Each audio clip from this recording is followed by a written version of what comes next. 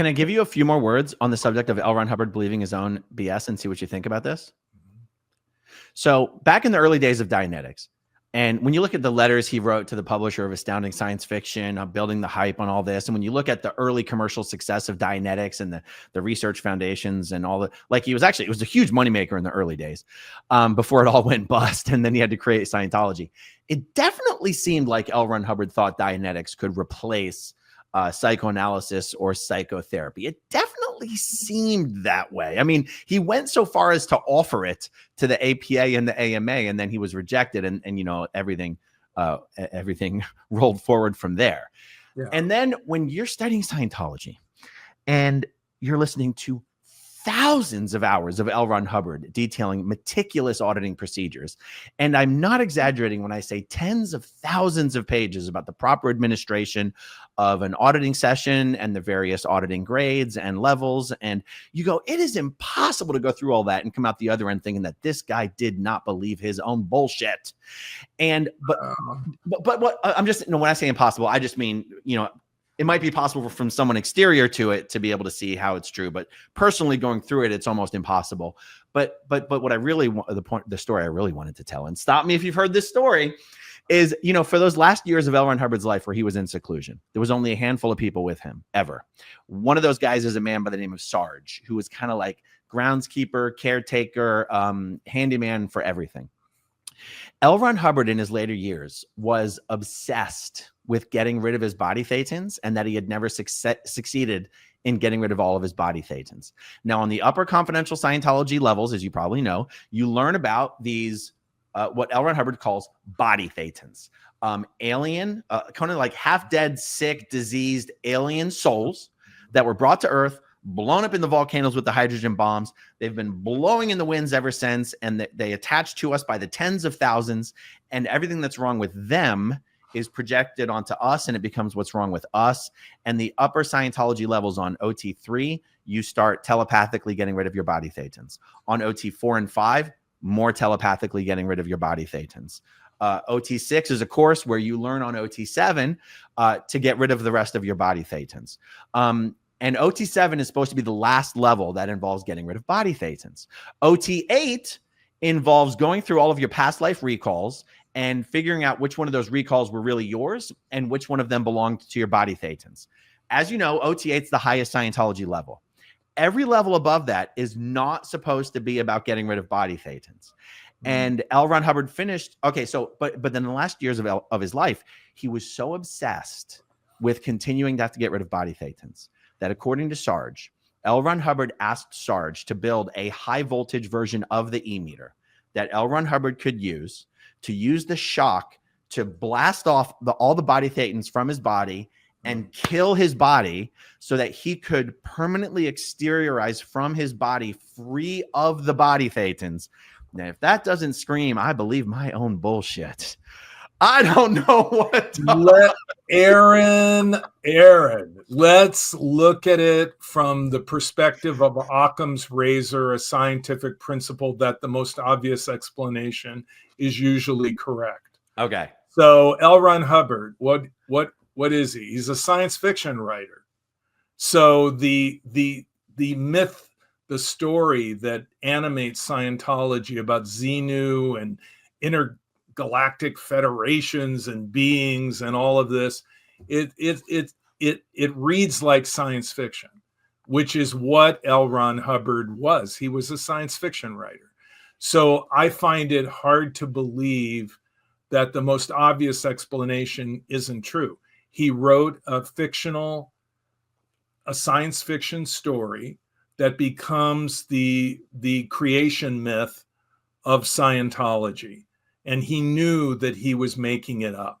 He knew that he knew that Xenu was something that he created, that body thetans was something that he created, the volcanoes, the spaceships that looked like airplanes and whatnot, the implausible stories that he concocted to animate his belief system that he proposed would, clear the planet. I think that he knew that it was, in my opinion, I think he knew it was bullshit. I think he knew that this is science fiction. I'm writing it. I'm a science fiction writer. But I think that whatever happened to Hubbard towards the end of his life was pretty bad. I mean, he psychologically, emotionally broke down. That's why it appears to me he was in seclusion. He was in seclusion because if the rank and file of Scientology saw this guy at that point in his life, they would be shocked. And they would go, whoa, that's LRH? But That's you don't think he was in seclusion hiding from the lawsuits and governments? I think towards the end, it was more about, we do not want this man in public, because the guy that is described by Jerry Armstrong and other people, the guy on the ranch out there, I guess near Santa Barbara, is this guy that looks like eerily like a reclusive Howard Hughes.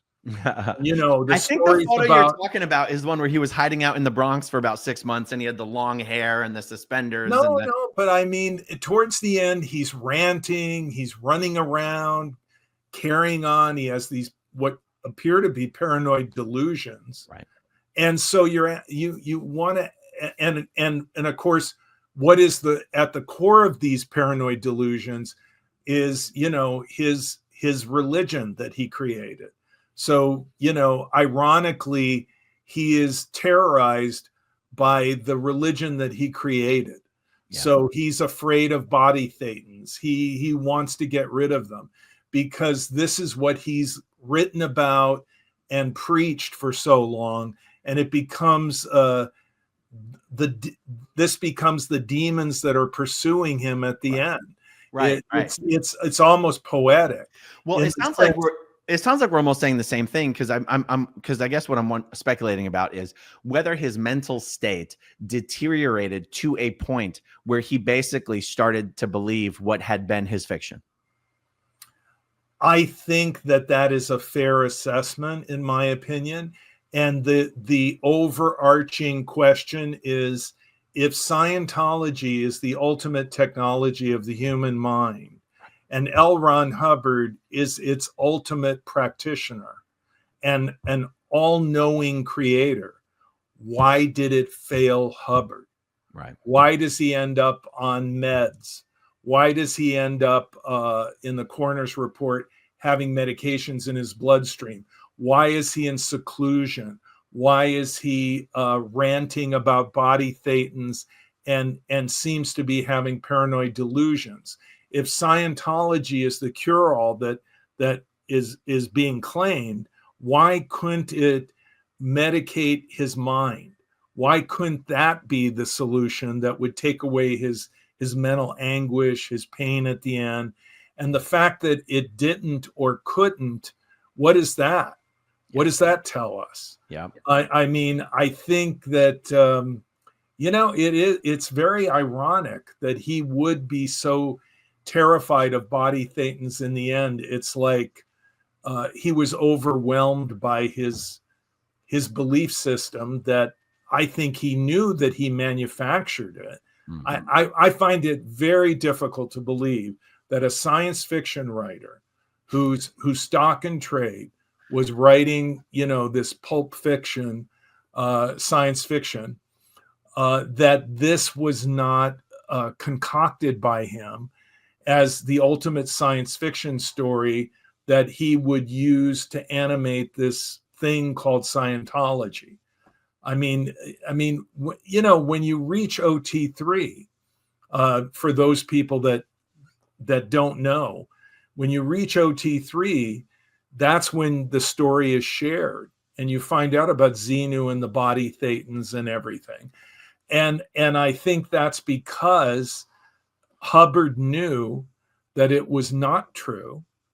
And I think it's because he knew that it was such a fanciful and bizarre story to explain the human condition and the planet and everything, that people would not accept it if they were initially presented that story. So in other words, Mimi Rogers, Tom Cruise's first wife, Mm-hmm. if she said, "Hey, Tom, I want you to get involved in Scientology. My parents are involved in it. I was raised in it. It's really cool. Would you like to get involved in it?" And I think that if Tom Cruise looked at her and said, "Mimi, what's it all about?" And she said, "Well, you know about, Jesus and Mary and God, the Father and the Holy Spirit. Well, let me tell you about Xenu and the Intergalactic Federation and the spaceships and body thetans." I think if she had told that to Tom Cruise at the very beginning, he would have said, "Mimi, you're nuts. That is the craziest story I ever heard." I mean, people have told me that the story of the virgin birth and Jesus and all of that is very hard for them to believe. But that story coming from you and me being a Catholic, because that's how Tom Cruise was raised, I think your story is more implausible than the one I was raised on. And I am not going to buy into Scientology. And so on that basis, I think that's why Hubbard organized Scientology, constructed it, so that you do not find out what the story is until you reach operating thetan level 3, OT3, because he needs all of that indoctrination, all of that auditing, all of those training cycles, those exercises. What do you see? I see an ashtray. What do you see? I see the wall. He needs to break people down, to unfreeze them, as Shine would say, in order to get them to a point where he can then change them and then lock them in. Yeah. And they're not going to be ready to accept this very bizarre science fiction story to explain the human condition until you've had quite a bit of time to work on them. And then they will be so overwhelmed by the indoctrination, by the process, that they will be willing to accept whatever you present. Okay, if you want to see my rock and roll songs, click right on this guitar. And if you want to see a different one of my videos,